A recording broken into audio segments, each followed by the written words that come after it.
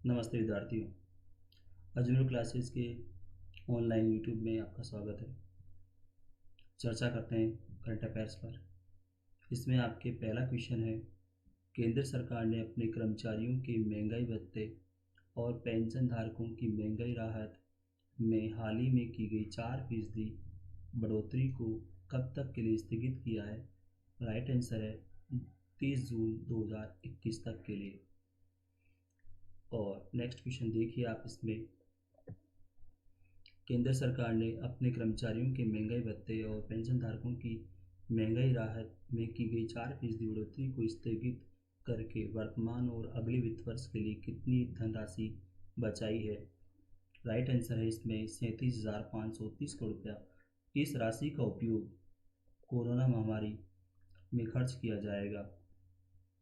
Next question देखिए, पुदुचेरी के मुख्यमंत्री कौन हैं जिन्होंने केंद्र सरकार द्वारा सहायता नहीं दिए जाने का आरोप लगाया है?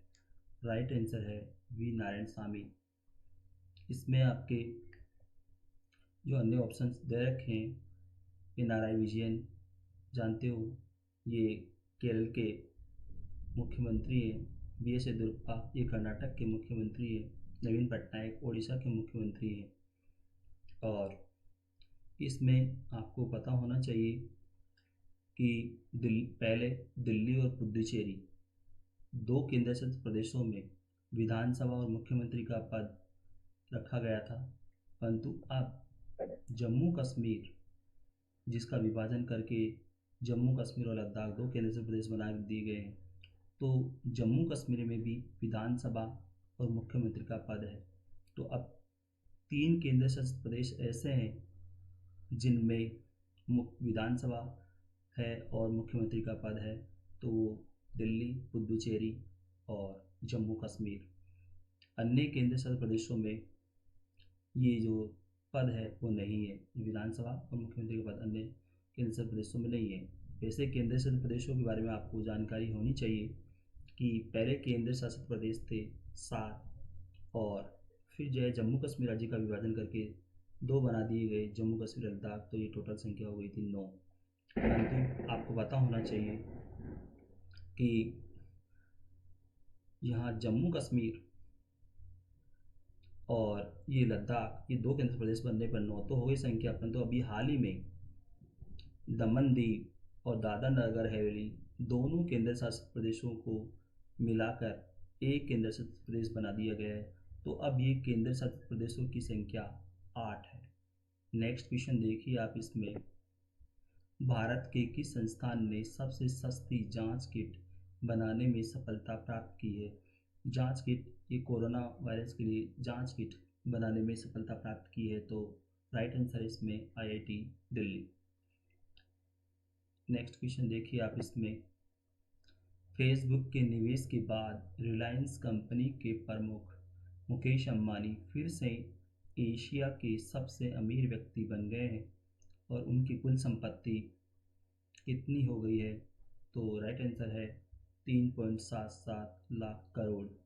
आपको पता होना चाहिए, इससे पहले एशिया के सबसे अमीर व्यक्ति जो थे वो चीन की कंपनी अलीबाबा के संस्थापक जैक मा, और अब मुकेश अंबानी नंबर 1 पर आ गए हैं और जैक मा नंबर 2 पर आ गए हैं।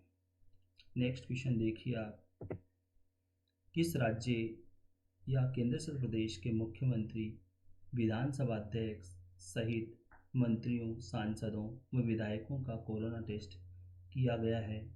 राइट आंसर है पुदुचेरी।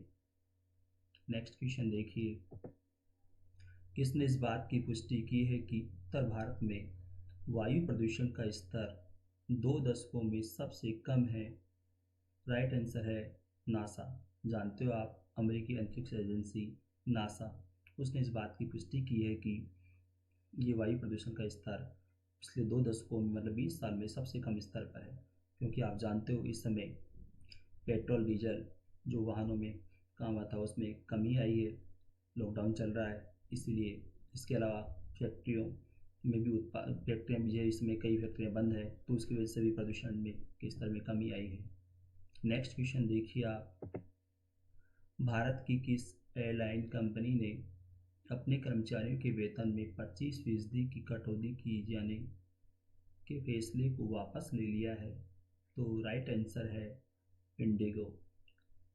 ये इसमें आपके जो अन्य ऑप्शन दे रखे हैं, तो जिसमें जेट एयरवेज और ये गो एयर, ये निजी क्षेत्र की कंपनियां हैं। जेट एयरवेज, इंडिगो और गो एयर। इसमें एयर इंडिया, ये सार्वजनिक क्षेत्र की एयरलाइंस कंपनी है। आपको पता होना चाहिए एयर इंडिया और इंडियन एयरलाइंस, ये दो जो भारत सरकार की यानी कि सार्वजनिक क्षेत्र की कंपनियां हैं। नेक्स्ट क्वेश्चन देखिए आप, किस राज्य सरकार ने 26 साल पुरानी महेश्वर बिजली परियोजना के समझौते को रद्द कर दिया है? तो वो है मध्य प्रदेश। मध्य प्रदेश सरकार ने इस समझौते को रद्द कर दिया क्योंकि ये जो समझौता किया गया था, तो इसमें महंगी दर पर बिजली खरीदने का अनुबंध था। 18 रुपये प्रति यूनिट के हिसाब से बिजली खरीदने का इसमें प्रावधान था। इसीलिए इसको जो है परियोजना को रद्द कर दिया। और इसमें क्योंकि कई जो है गड़बड़ियाँ पाई गई, जिसमें केक की रिपोर्ट में 1998 में इस समझौते में गड़बड़ियाँ पकड़ी गई थी। उसके बाद 2000 में केक की रिपोर्ट में गड़बड़ी पकड़ी गई। 2003 की जो केक की रिपोर्ट में भी गड़बड़ी पकड़ी गई। इसके बाद 2005 में केक की रिपोर्ट में गड़बड़ी पकड़ी गई। इसके बाद 2014 की केक की रिपोर्ट में इसमें गड़बड़ी पकड़ी गई, परंतु भ्रष्ट अधिकारी इसको जो है छुपाते रहे और इसी वजह से इस परियोजना का काम बीच बीच में अटकता रहा। परंतु और आपको पता होना चाहिए पिछले 10 साल से इस परियोजना पर काम बंद हो रखा है। तो अब इस राज्य सरकार ने इसको जो है समझौते को रद्द कर दिया है। इसमें एक खास बात और है, आपको पता होना चाहिए कि अगर ये समझौता रहता तो मध्य प्रदेश सरकार को प्रति वर्ष 1200 करोड़ रुपया भुगतान करना होता है इस कंपनी को, जो एस कुमार समूह की जो कंपनी है उसे। और अगर बिजली नहीं खरीदते तो भी 1299 करोड़ रुपया 35 साल तक देना पड़ता। इस तरह से ये समझौता रद्द करके सरकार ने 42,000 करोड़ रुपया बचाया है। नेक्स्ट क्वेश्चन देखिए आप, महेश्वर हाइडल पावर किस समूह की कंपनी है? जैसा कि अभी मैं इसमें राइट आंसर आपके एस कुमार समूह की, जिसकी बात अभी हम कर रहे थे पहले वाले क्वेश्चन में। तो ये एस कुमार समूह के साथ जो एस कुमार समूह के साथ जो ये समझौता किया गया था उसको रद्द किया गया है, जैसा अभी आपने पहले पिछले क्वेश्चन में पढ़ा है। और इसके बाद नेक्स्ट क्वेश्चन देखिएगा, महेश्वर बांध कौन सी नदी पर बना है? तो राइट आंसर है नर्मदा नदी। आपको पता होना चाहिए महेश्वर बांध नर्मदा नदी पर बना है। इसके अलावा नर्मदा नदी पर एमपी में ही एक और बांध बना हुआ है जिसका नाम है नर्मदा सागर। नर्मदा नदी पर गुजरात में सरदार सरोवर बना हुआ है। ये नदी एमपी, महाराष्ट्र से बहती हुई गुजरात पहुंचती है और खंबात की खाड़ी में गिरती है नर्मदा नदी। नर्मदा नदी एक ऐसी नदी है भारत की, आपको पता होना चाहिए कि इसका पानी इतना शुद्ध है कि इसको फिल्टर किए बिना ही पिया जा सकता है। और नर्मदा नदी घाटी परियोजना, जिसके तहत मैंने भी आपको बताया कि नर्मदा सागर के अलावा ये महेश्वर बांध और सरदार सरोवर बांध बने हुए हैं। इस पर कई अन्य जो छोटे बांध बनाना भी प्रस्तावित है, जिनमें लगभग 130 के करीब छोटे बांध बनाना इस नर्मदा नदी घाटी परियोजना पर प्रस्तावित है। और नेक्स्ट क्वेश्चन देखिएगा, नर्मदा बचाओ आंदोलन किसके नेतृत्व में चल रहा है? राइट आंसर है सुंदर मेधा पाटेकर। मेधा पाटेकर के नेतृत्व में ही ये आंदोलन चल रहा है। जैसा अभी मैंने बताया आपको कि इस नर्मदा नदी घाटी परियोजना जो कि 4 राज्यों की है, 4 राज्य कौन कौन से? गुजरात, राजस्थान, एमपी और महाराष्ट्र। ये 4 राज्यों की परियोजना है नर्मदा नदी घाटी परियोजना। और जैसा मैंने अभी आपको बताया कि इस पर 3 ये बड़े बांध बने हुए हैं, जिसमें नर्मदा सागर, महेश्वर बांध और सरदार सरोवर। इसके अलावा छोटे जो है बांध 130 के करीब छोटे बांध बनाना प्रस्तावित है। मध्यम दर्जे के बांध भी इस पर बनना प्रस्तावित है और इसीलिए इसका विरोध किया जा रहा है। और नर्मदा बचाओ आंदोलन मेधा पाटिल के नेतृत्व में चल रहा है और इस नदी को बचाने के लिए एवं इस नदी के प्राण को बचाने के लिए ही ये आंदोलन काफ़ी लंबे समय से चल रहा है।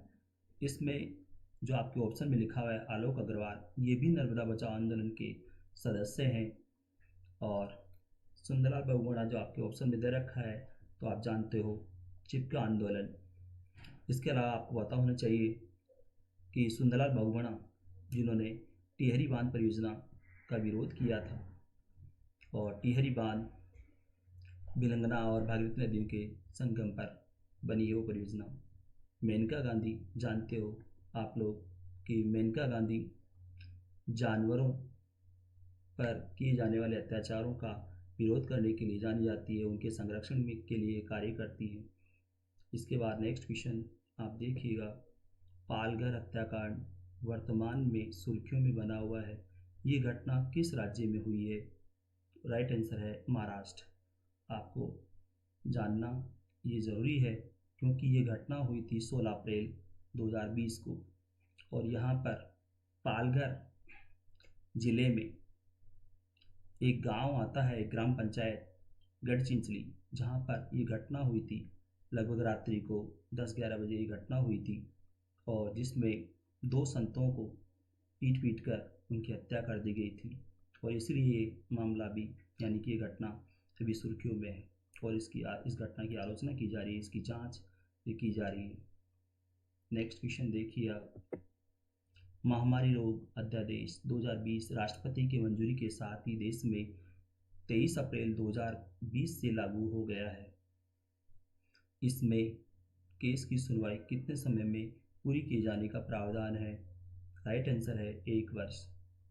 आपको पता होना चाहिए। इसमें एक और बात मैं आपको बताऊं कि इसमें जांच 30 दिन के अंदर पूरी की जाने का भी प्रावधान है। इस कानून में जांच 30 दिन के अंदर पूरी की जाएगी और केस की सुनवाई 1 वर्ष में पूरी की जाएगी और सज़ा सुना दी जाएगी। और इसमें आपकी जो डेट है ये याद रखनी है, 23 अप्रैल 2020 से ये अध्यादेश लागू हुआ है क्योंकि आप जानते हो राष्ट्रपति की मंजूरी के साथ ये अध्यादेश लागू हो जाता है और वो कानून का रूप ले लेता है।